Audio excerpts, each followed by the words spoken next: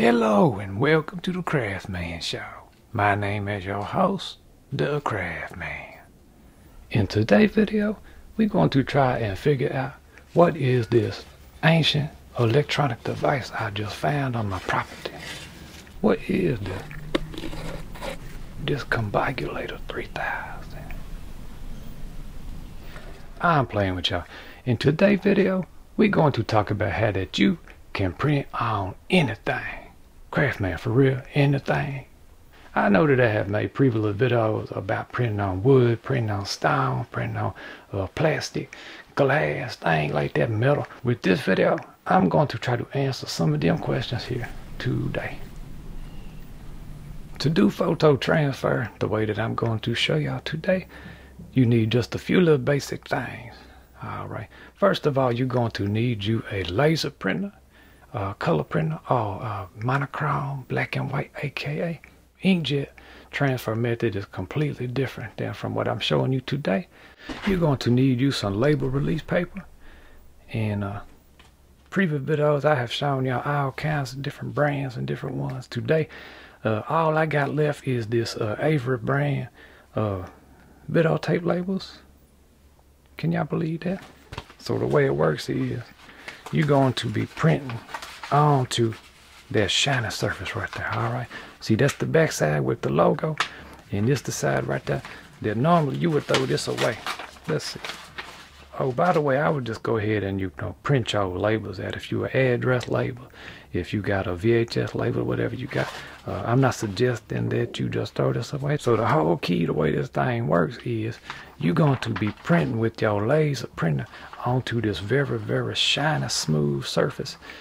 And this right here don't want nothing stuck to it. Alright, that's how come them sticker label come out so easy. It's because this is a real slickified, silicone looking, nothing sticks to it kind of a thing right there.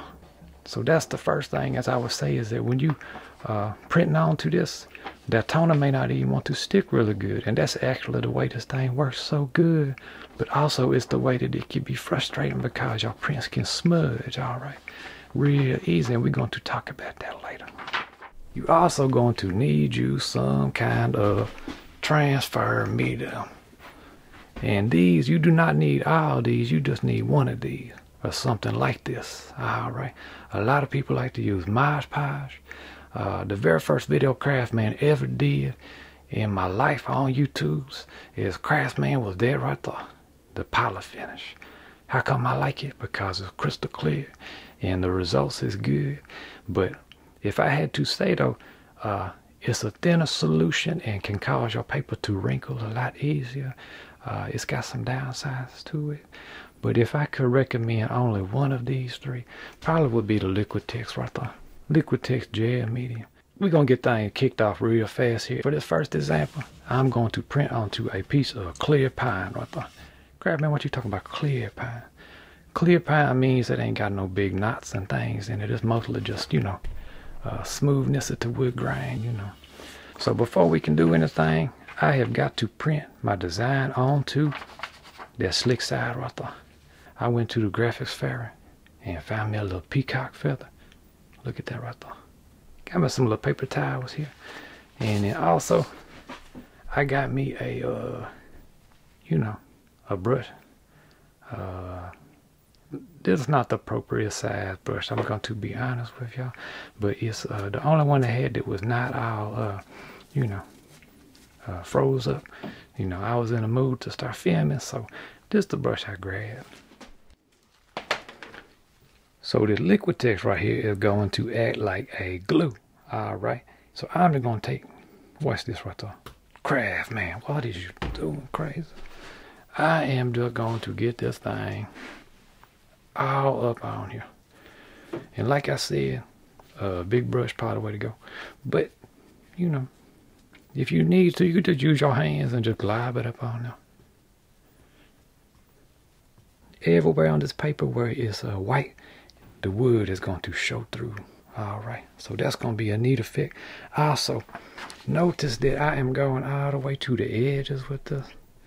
The reason how come I'm doing that is I don't want to just put it in the middle where the image is going to be, because the whole surface texture needs to match across it. All right, it's a little subtle thing, but it'll make a big difference in your final print, that you just gone ahead and coat the whole surface like this.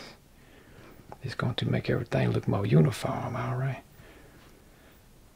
somewhat of an even coat up on this thing. And then what I'm going to do is, I got my little paper towel right there. So I'm going to take my image and I'm going to line it up. I ain't going to just put it all flat down on there, all right? I'm going to start at that little edge right there. And then just kind of work my way up. And you can nudge it a little bit, all right? But once you get it going flat, then you don't want to move it too much. You might smudge that toner. One thing you can do is take you a little piece like that and squeeze that on there. All right. Now you might see that that looks good and smooth right now, but what you want to do is just keep paying attention to it, because it might start to buckle. You might get some bubbles and things up in it.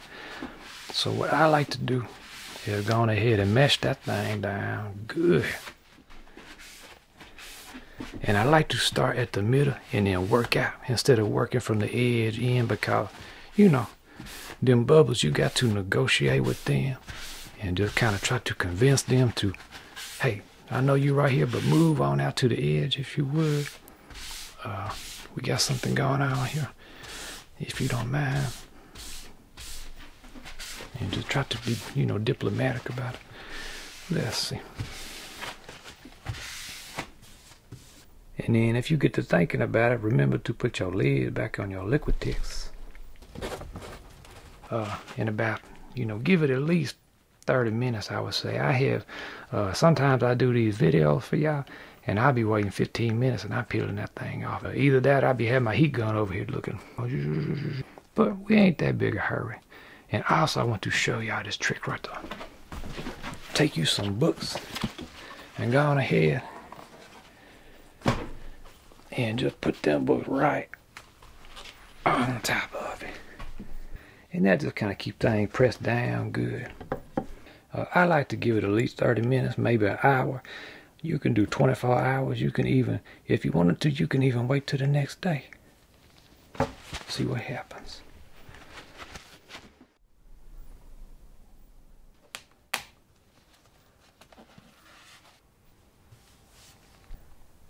I would take me one corner and start to just kind of gently. And you will notice it don't resist too much. That's why I'm telling you, that paper is slick right there. All right, let's see.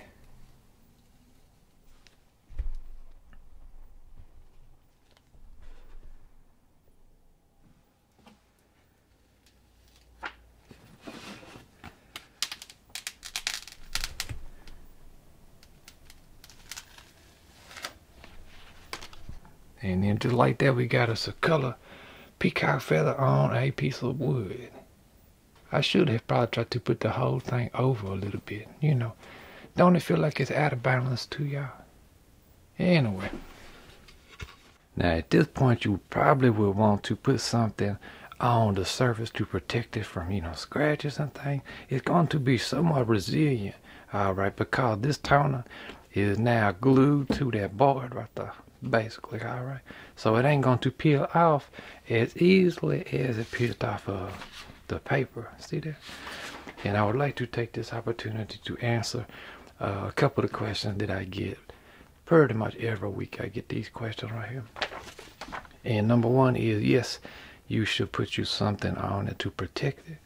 In my case, I have used polyfinish like that right there, and that's a water-based polyurethane basically that I really like.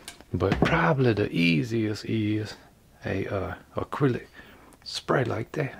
Shh. I ain't going to spray it up in here, but you know what I'm talking about. Nextly, I would like to say that yes, the piece of paper is reusable. All right, notice that I did not tear it. It just peeled right up. Now you will see that there's some little toners left up on it, all right. Of course, that will affect your next print. So it's best if you can get, like here goes one to where there ain't nothing on it, no toner, that definitely would be one that you can reuse. All right, you can feed it right back through your printer, and you could reuse that one too. But you know, just know that if you got some toner that did not come off, you know, that's going to be something to contend with, you know. But absolutely, you can reuse that paper. Do y'all know about my buzz box? All that's for is when I edit my videos. I know that if I give me a good take, you know, that just helps me to keep up. When I edit, I look at my waveform because my videos don't play real time. And so I use this.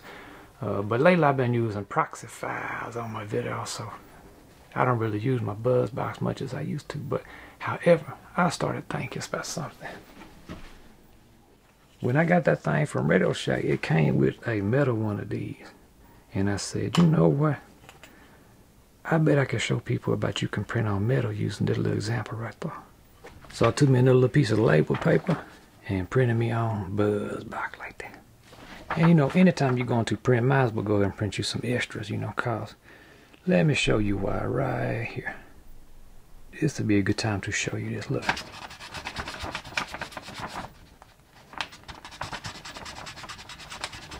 See that? And if your prints come out of the printer looking like that, I'm going to tell you some solutions to get around that later on.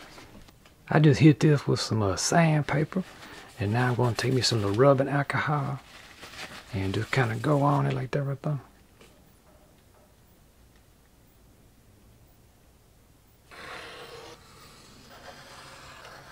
Now you might be tempted to just go ahead and just do this on the page like that, and that probably 9 times out of 10, probably 7.5, probably 8.25.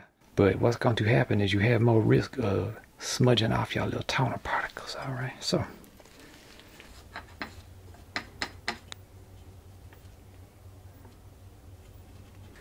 we're going to apply the image to the surface.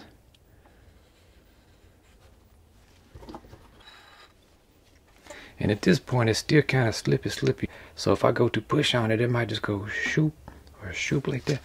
Take a hold of one side of it, and then just kind of go on ahead.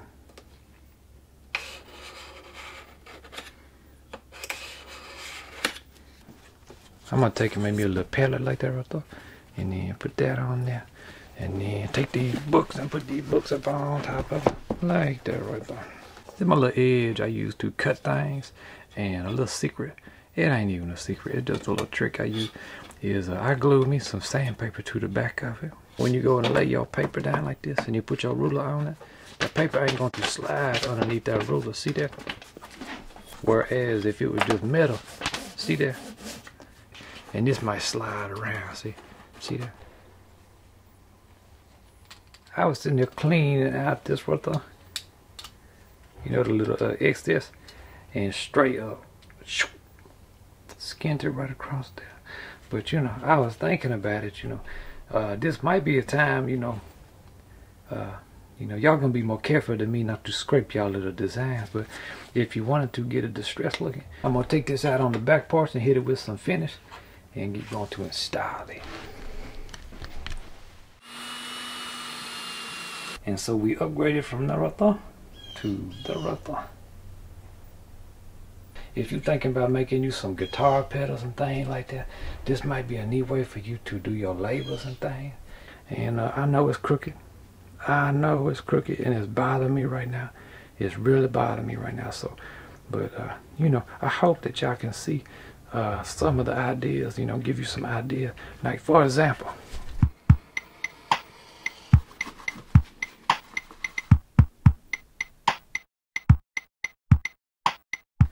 any of the ideas that you think about, you know, maybe just give them a try. You know what I'm saying?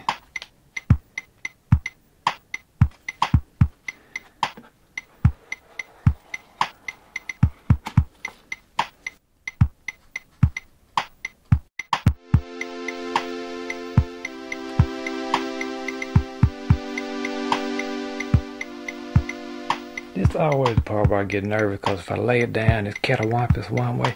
Then I know if I try to smudge it, you know, move it over, it might If I nudge it, I might smudge it. That's my saying. I just came up with that. Yeah, get this thing going.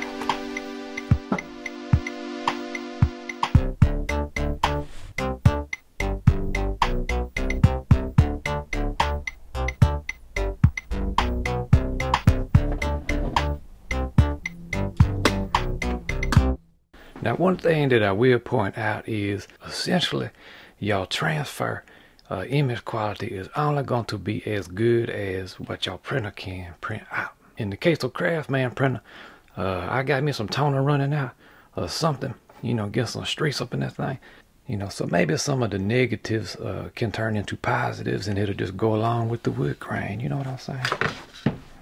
All right, we about to try something crazy, so I hope that y'all prepared for this right there. We're going to do a shootout side by side. So I'm going to put Poly, LIQUITEX, and Mod Podge all on the same board right there. And as long as you kind of look at your edges, make sure it's going along the right direction, then you can kind of start to just work it. All right.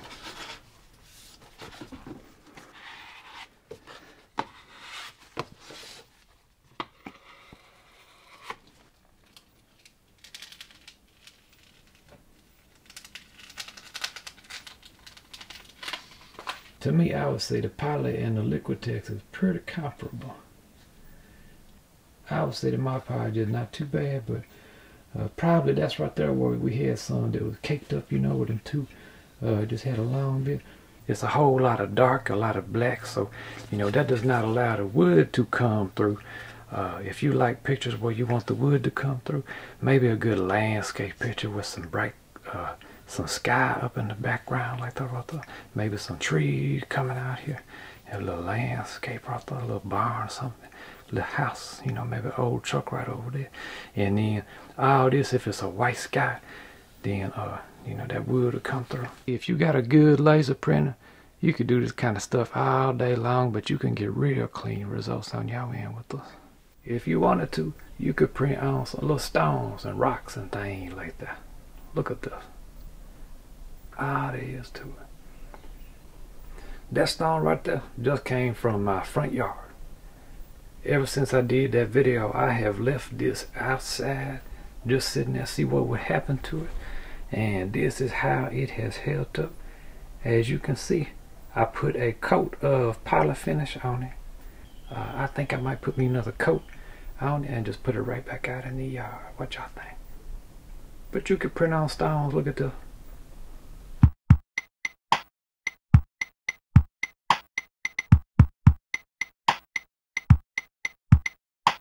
Another question I get on a regular basis is, Craftsman, how long do I have to use this from the time that it comes out the printer? You got just as long as you need, really. There ain't no rush once you print that thing out. Think of it like little plastic powder, you know, that's just kind of, you know, barely hanging on to the surface. It ain't like an inkjet where you would have ink that's wet, and I don't know why you do my fingers and things when I'm trying to talk, but it's just a habit that I have. But anyway, it can just sit there till tomorrow, the next day, next week, you know, to Groundhog's Day, whenever that you need to do your transfer. It's good to go.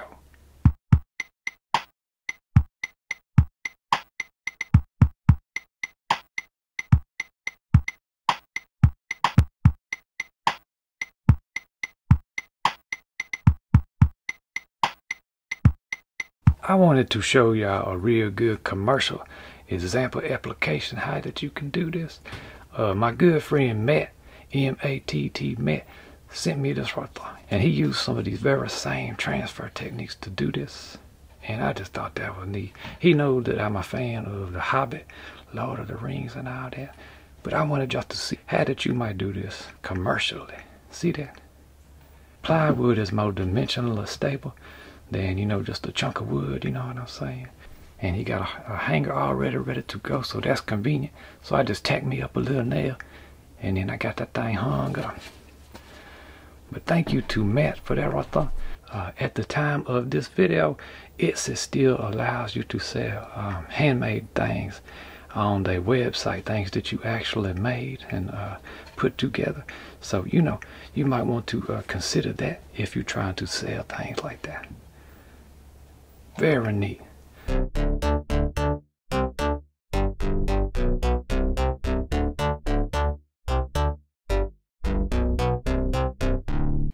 I've been trying to do videos once a week. If y'all see me skip a week, then don't worry about that. It just means that I have shifted gears into toy manufacturing mode. I do plan to do my weekly video for Patreon supporters. So, you know, my little silly behind the scenes video, I'll be still doing those for y'all. But just know this, I love y'all, and I'ma be steady crafting, and I hope that you keep on steady crafting too. I love y'all. All right. The hats don't fit me good.